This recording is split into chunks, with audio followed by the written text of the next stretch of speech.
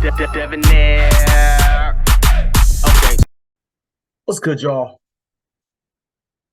Shout out to Notification Gang for hitting the like button. And if you didn't start yet, y'all are realest ones in it. I appreciate you anyway.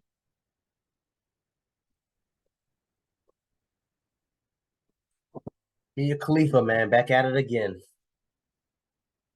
With the nonsense and the shenanigans. The wall is undefeated, y'all. Listen.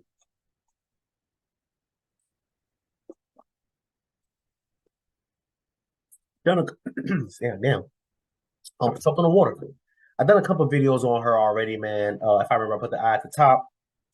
But I did a few videos on her already. Here it said, I mean, you can see it right here, your caption. Me and Khalifa on the anxiety of being recognized. I don't understand what you mean by anxiety, ma'am. I'm trying to figure out where was all this anxiety during all those adult films you made, the positions you was doing, the extracurriculars you were doing. So that doesn't bring you anxiety, but just walking around fully clothed gives you anxiety. That's crazy to me. But anyway, let's get into this video, y'all, because I gotta hear this. I would want to crawl into a hole. I was so embarrassed. I had a lot of social anxiety and I didn't go out much because I didn't want to be recognized. I joined a TV show. So things changed for me. You know, people start stopping you in the street and coming up to you in the gym and stuff. And, you know, it comes with the territory of what I did. I was well aware of what I was getting into. Also, I joined the TV show when I was like 28, 29. So you kind of like, you're probably a bit more prepared mentally for things and you understand the world a bit better and you're not trying to impress people as much as I was when I was younger. But it was still an adjustment, to say the least. What was life like for you, that post-Miami period? You're now moving on with your life. You're trying to, you know, this company come for you. What is a life like day to day when you go to the coffee shop? I'm kind of glad you asked that because it's a huge contrast to what it is now. Even though it's kind of still the same, I would get recognized and I would get come up to and I would get asked to take a photo with someone all the time. But my reaction to it is completely different than it is now.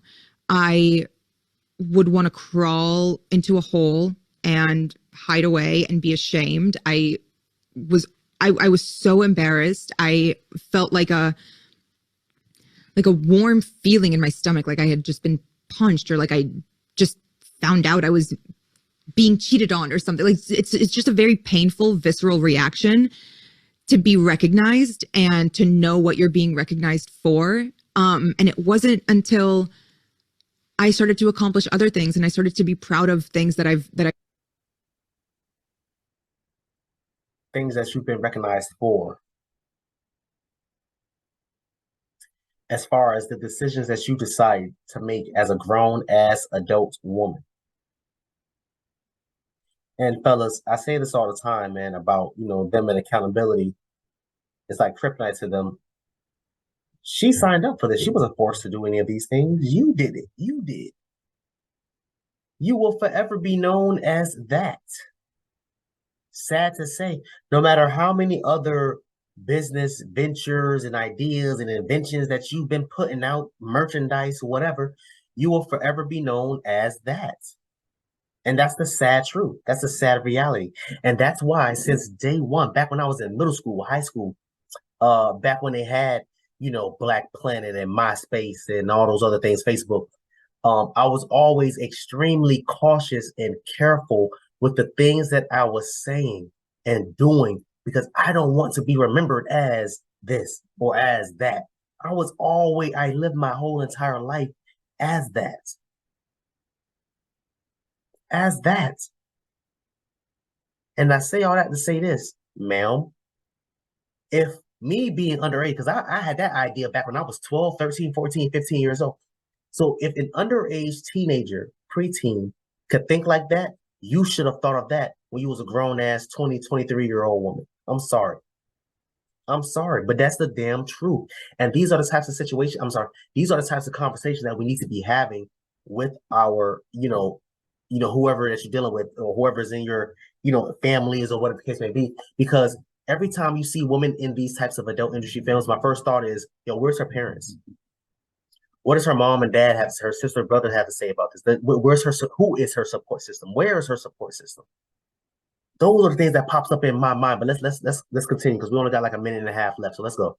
I've done and things that I've kind of shifted and diverted into in my career. So those first few months to a year in Austin, I felt I had a lot of social anxiety and I didn't go out much because I didn't want to be recognized. I felt like I just didn't want to be recognized. I didn't want to be looked at. I didn't want to be perceived. I didn't want to leave my house. None of that. But is that a form of like self-hatred? Because you're like, because it was more so. Great question. I want to say it's a form of self-hatred. I think it's a form of regret. Deeply rooted regret of a stupid decision that she decided to make. Number one, that she made a lot of money off of. Number two, and then use that money that she made off of it to build a brand that's been carrying her whole career. Number three, you're still living under your adult film alias name. You could have easily changed your name by now. Change your hair color, change your appearance in general, change your name, brand, whatever you want to call it, and do a complete full reset. But we know, just like she knew, we know for a fact that if she would have done that, she would not be able to make the types of sales that she's making. She wouldn't be able to make these types of blogs and views, and people won't know who she was. They'd be like, if she was to change her name to Jane Doe, whatever, people won't be like, man, who the hell is Jane Doe and why is she selling this and that? Man, I ain't buying this. I'm not looking for this. I'm not watching this. I'm not trying to hear this interview. No, she used the same alias name for her adult film actress name for her career and used that to carry it. Oh, well, people look at me and they do this and they do that. Yes, that's what happens. And that's why I've been telling women, hey, yo, listen, if you try to do OnlyFans, if you're trying to be a stripper, if you're trying to do this, that, and third, please be careful. And now you have a lot of women that will sit there and drive an hour, one or two counties over just to strip. One or two counties over, a whole state over, just to do, they trick in with this sugar daddy and all this, that, and third, just so they won't be recognized. They know what they're doing. I say this all the time, fellas. They know for a fact what they're doing in the back of their head is wrong. If they did not think that way, they wouldn't be doing all these things to try to cover or feel bad about being recognized. That's the truth.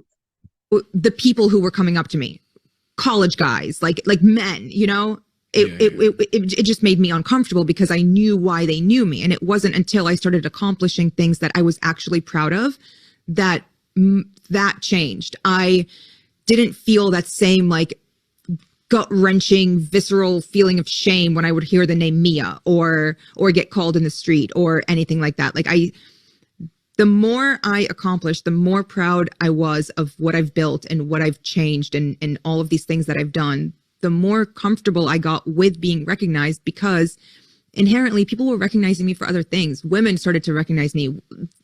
Everything kind of shifted. The more that I do and continue to do, the more that changes. Like I rarely get come up to more by women now than by men.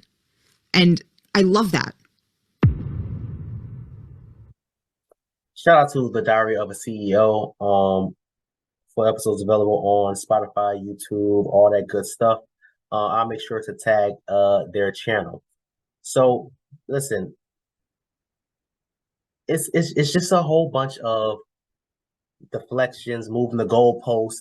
I didn't hear, in my opinion, any type of accountability as far as the decision she decided to make as a grown-ass woman to start doing these films.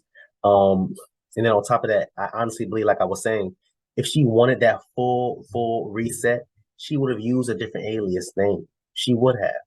Honestly and truthfully, she would have.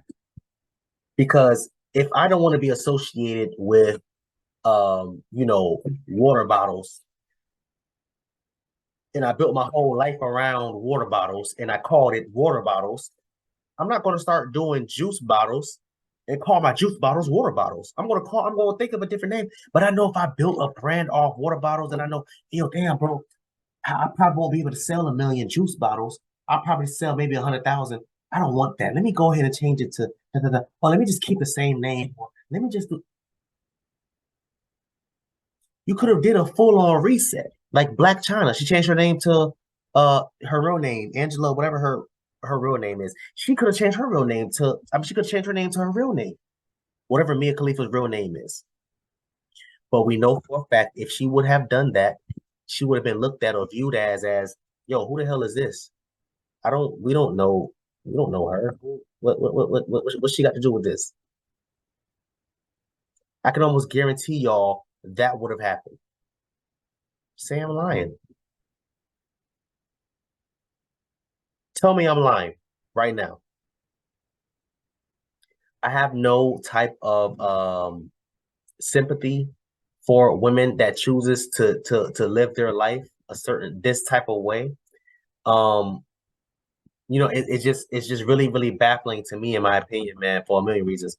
But it's really just baffling to me because me personally, I just don't get it, right? I don't get it. I don't understand it. And it's sad that the wall is so goddamn undefeated. It's sad. And you hear it over and over and over and over again. Over and over and over again. And for whatever women still to this day just don't, let me say they don't. They choose not to listen to the types of things that we've been trying to tell them. They choose not to or they choose to continue to do the nonsense that they're doing. And then when they end up in a situation like, not really like her, because I mean, honestly, in my opinion, Mia Khalifa is thriving. Her new business, she has like a new weed business that she's launching. She has, I think, a book deal and some other things that she has going on. So she's killing it right now. So shout out to her. But not the average woman that's in her shoes or that was in her shoes is not going to be a Mia Khalifa. They're not, unfortunately. Hell, y'all look at Pinky. Pinky was one of the top 5, top 5 adult industry actresses. What, 15 years ago? Now here she is, 2023, over here charging people $20, $40 for a picture. Crazy. Crazy. But this is the reality, man. So, hey, man, listen. I want y'all to comment down below. Let me know what you thought about this video, man. Thanks for watching. And until next time, please, man, you'll be safe, Erica.